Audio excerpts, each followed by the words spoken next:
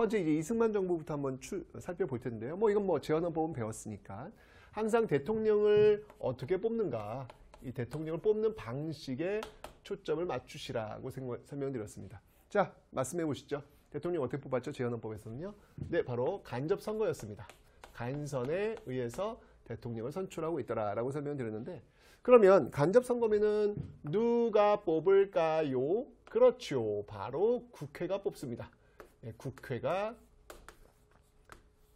이 대통령을 뽑는 그런 방식이다라고 설명드렸어요. 근데 이때 이 초대 국회의 임기는 여러분들 초대 국회 임기는 2년입니다. 4년 원래 대통령의 임기도 4년 그리고 국회의원의 임기도 4년 4년이 맥시멈인데 이들 국회는 지금 헌법을 만들기 위해서 만들어진 조직이었기 때문에 그게 그들의 임무였어요. 그래서 2년하고 다시 정상적인 4년 국회의원들을 뽑기로 했었습니다. 자, 이 국회가 했던 일들이 무엇이 있는지를 한번 좀 살펴볼 필요가 있어요. 가끔 시험에 잘 나오기 때문에 이 국회, 이 재헌 국회가 했던 일이 무엇이 있을까? 자, 우선 여러분들 뭐 헌법을 만들었던 것은 뭐 기본적으로 여러분들이 아셔야 될 그런 내용들이고요. 그 다음에 또 어떤 것들이 있냐면, 네, 반민특위. 요 내용들 한번 보면요. 예, 반민특위. 친일파 처단이죠. 반민특위. 그 다음이 농지개혁. 이러한 활동들을 하고 있다. 이거 이제 배웠죠. 여러분, 대한민국이 이제 정부가 수립되고 제일 먼저 해야 될 것이 무엇인가를 할 때 이 내용이 나왔잖아요. 그죠? 그래서 일제 참사인데 뭐 반민특위는 뭐 실패했으니까 뭐 그건 좀 너무 아쉽고 농지개혁 뭐 나름대로 성공을 거두었다. 이제 이렇게 볼 수가 있겠습니다. 네, 그래서 이런 것들을 활동을 했는데 바로 이렇게 이 국회에 의해서 어떤 정부? 네, 맞습니다. 바로 이승만 정부가 출범을 하게 되는 것이죠. 이승만 정부의 출범. 이승만 정부가 바로 이 재헌헌법에 의해서 출범하게 되었습니다. 물론 이때 이제 여러분들 김구를 중심으로 한 일부 임시정부 세력들은 바로 이 50총선에 참여하지 않았기 때문에 바로 이 정부 구성에는 들어가지 않습니다. 자, 그런데 시간이 흘러갔어요. 2년 됐습니다. 이제 총선을 치러야 됩니다. 근데 이때는 여러분들 50총선에 참여하지 않았던 그 임시정부 세력들, 이런 세력들도 대거 들어갑니다. 자, 뚜껑을 열었더니 어떤 결과가 나왔냐면 대박. 이승만을 지지했던 그 국회의원들이 대거 낙선되는, 떨어지는 그런 결과가 나온 거예요. 자, 그럼 여러분들 이제 다음 대통령은 이승만 대통령이 될 수 있을까 없을까? 없는 거죠. 그죠? 그럼 어떻게 해야 돼요? 그만두면 되는 거예요. 뭐 너무 당연한 거 아니야? 그게 약속이잖아. 그게 민주주의잖아요. 그죠? 여기서부터 이제 참 이게 단추를 잘못 끼워요. 그러니까 처음 하는 사람은 늘 중요한 게 단추를 잘 끼우는 게 참 중요합니다. 이게 될 수 없는 상황이 되니까 될 수 있도록 만들어냅니다. 그래서 헌법을 바꾸는 거예요. 어떻게 바꾸냐면 이 간선제에서 뭘로 바꾸냐면 직선제로 바꿉니다. 직선제. 그러니까 국민이 직접 뽑는 직선제로 지금 바꿔내고 있더라라는 것이죠. 이게 이제 통할 수 있었던 건 뭐냐면 이때 당시가 여러분들 6.25 6.25 전쟁 중이었거든요. 여러분들 6.25 전쟁 중에는 장수를 바꾸지 않는다. 이거 통할 수 있잖아요. 그죠? 전쟁 중이니까. 그러면서 대통령제를 직선제로 바꿔놓게 됐는데 이걸 우린 뭐라고 하냐면 발췌개헌이라 그래요. 다른 말로 발췌라고 하는 거 아시죠? 여러분들 이렇게 하나씩 뽑아가지고 하는 거. 하여튼 의원 내각제건 대통령제건 좋은 조항들은 다 발췌해가지고 모아서 이제 만든 개헌이다라고 해서 1차 개헌을 발췌개헌이라고 하는 겁니다. 근데 여러분들 좀 그러니까 국회의원들 대부분은 지금 야당 의원들인데 이거 찬성해 주겠냐고요. 당연히 안 하죠. 그런데 그 야당 국회의원들을 출근하고 있는 그 통근버스 있잖아요. 그 통근버스를 달랑 들어가지고 포크레인동에 달랑 들어가지고 경찰서를 끌고 와서 어마어마한 협박을 해요. 그래서 이 개헌안을 통과시키도록 합니다. 통과시킬 때도 여러분들 이건 거의 공개투표예요. 공개투표. 여기 정치 깡패를 깔아놓고요. 이걸 바로 우리는 이 부산 정치 파동이다라고 이야기하는 겁니다. 이렇게 무리수를 두면서 결국 이 개헌을 통과시키게 되었던 것이죠. 그게 바로 1차 개헌이 되는 겁니다. 첫째 건 여러분 좋습니다. 네, 대통령제 2번 할 수 있어요. 4년 임기에서 한 번 선거 다시 나와서 다시 심판 받아가지고 다시 할 수 있어요. 미국식이에요, 여러분들. 미국도 그렇잖아요, 지금. 그죠? 4년 하고 한 번 중간 선거, 한 번 선거 다시 하고 또 4년 하고, 그죠? 이런 식인데 2번 됐잖아요, 이제. 4년 했으니까. 뭐 국회의원 임기만 2년이지 대통령 임기는 4년 맞거든요. 4년 했잖아요. 8년 했잖아요. 그죠? 자, 다 하셨습니다. 이제 이승만 정부 끝났습니다. 그죠? 그럼 어떻게 해야 돼요? 그만두면 돼요. 그만두면 되지. 다 했잖아, 지금. 헌법에 그렇게 나와 있으니까. 약속을 지키면 되죠. 그죠? 그런데 여기서 또 이제 이게 나 아니면 안 된다는 이런 어떤 생각들, 이런 어떤, 그러니까 민주주의가 아직 우리가 성숙하지 않다는 게 이제 이런 데서 나오는 거예요. 그죠? 이러면서 또 개헌을 해요. 이 개헌을 우리는 4.4.5입 개헌이다라고 하는데, 이게 왜 그런지 설명드릴게요. 자, 이건 대통령을 어떻게 뽑냐면,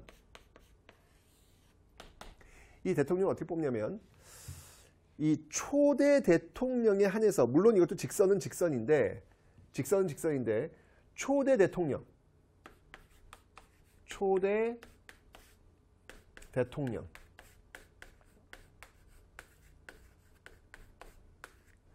한해서 중임 제한을 철폐합니다. 중임 제한을 철폐하고 있습니다. 이게 무슨 말이냐면 여러분들, 중임 제한이라고 하는 건 뭐냐면 대통령 선거에 한 번 나와서 또 대통령 되면 될 수 없다 그랬잖아요. 그 제한을 없애버린 거예요. 즉 초대 대통령은 죽을 때까지 대통령 선거에 나올 수 있는 개헌을 한 거예요. 대박. 좀 민망하지 않아요?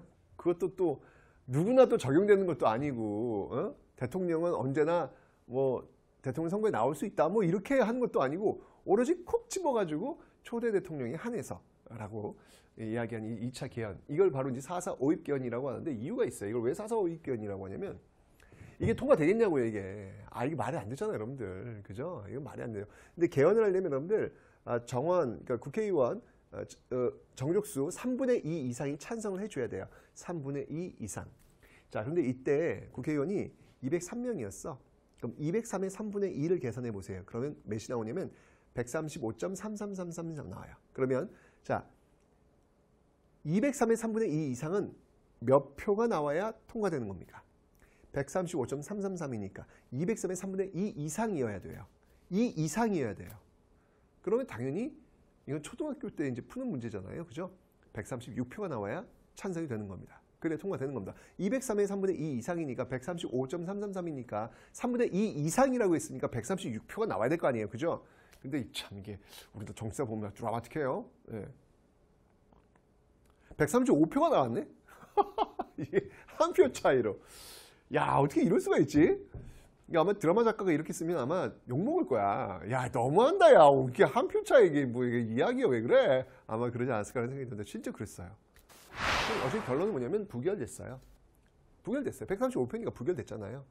그런데, 부결됐어요. 예, 땅땅땅 쳤어요. 그런데, 갑자기, 모 대학의 교수가 땅 등장하더니, 4.4.5입이라고 하는 이유를 들면서, 사람은 소수점이 존재하지 않는다는 거예요. 소수점이 존재하지 않는다는 거예요. 소수점을 없애야 된다는 거야. 근데 그 소수점을 없애야 되는데 그때 들어가는 원칙이 4.4.5입이라는 거예요. 즉 4 이하는 버리고 5 이상은 올린다라는 그 반올림 법칙이 있잖아요. 그걸 들고 나온 거예요.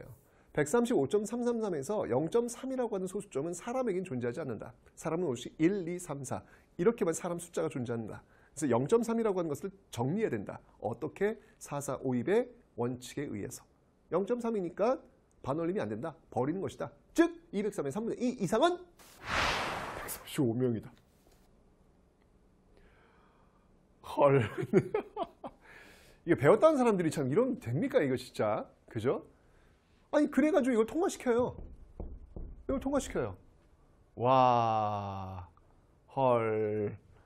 야, 이 대통령의 중임 제한을 철폐시켰던 이 4.4.5입 개헌이 결국은 통과가 됩니다. 그래서 또 대통령에 당선이 되고 있더라. 이러니까 당연히 저항이 엄청 심합니다. 이런 식으로 계속 대통령이 되고 있으니까 이승만 정부에 대한 불신이 많겠죠. 자, 이걸 또 어떻게 눌렀냐면 찍어 눌러요. 그 시스템이 뭐였냐면 바로 이 58년도 반공체제. 이 58년도 반공체제에 의해서 이 모습들을 지금 만들어내고 있더라라고 하는 거예요. 자, 어떻게 되는 거냐면 여기서 이제 여러분들 그러니까 말을 안 들어? 너 빨갱이지. 이거 이렇게 나오는 거예요. 이렇게. 그래서 이때 만들었던 그 법이 있는데 이 법이 바로 신국가보안법이라는 겁니다. 신국가보안법. 이걸 이제 보안법 파동이다라고 이야기를 하는 건데 이걸 통해 가지고 어떤 정치에 반대하는 그런 세력들을 잡아들이는 그런 어떤 그 법을 좀 만들어내고 있고요. 그 다음에 이제 이때 아주 유명한 사건이 있어요. 바로 진보당 사건이라는 게 벌어집니다. 이 진보당 사건이 무엇이냐면 이 진보당 당수가 누구냐면 이 조봉암이라는 당수예요. 대통령 후보에도 나왔던 그리고 엄청나게 지지를 받았던 그런 인물이기도 합니다. 근데 이 조봉암이 이끌고 있었던 당이 진보당이었는데 이 진보당의 그 통일 정책이 북한과 유사하다. 그러니까 너희는 빨갱이다. 뭐 이렇게 되면서 대통령 후보로 나왔던 조봉암을 사형을 시켜요. 와, 야 이거 진짜, 야 이거 와 이런 분위기입니다, 여러분들. 이런 분위기. 국가보안법, 그 다음에 이제 뭐 진보당 사건, 뭐 이러니까 언론인들이 난리가 난 거예요. 이게 뭐 하는 거냐 이게 지금. 대표적인 그 신문이 뭐 경향신문이었거든요. 아주 대표적인 어떤 그 비판을 했던 그런 날선 그런 신문이었는데, 그럼 어떻게 해요? 없어요. 이런 식이에요. 네, 경향신문 폐간. 경향신문 폐간. 이런 모습들로 58년도 이후에 이 시스템을 이런 식으로 지금 만들어가고 있다. 이걸 우리는 반공체제다라고 하는 거예요. 그런 과정 속에서, 이런 분위기 속에서 이제 1960년도 대선이 또 열립니다. 역시 이 4.4 오입개헌에 의해서 이승만 대통령은 또 그 대통령 선거에 나올 수가 있었겠죠. 어떤 일이 벌어질지 다음 챕터에서 보도록 하겠습니다.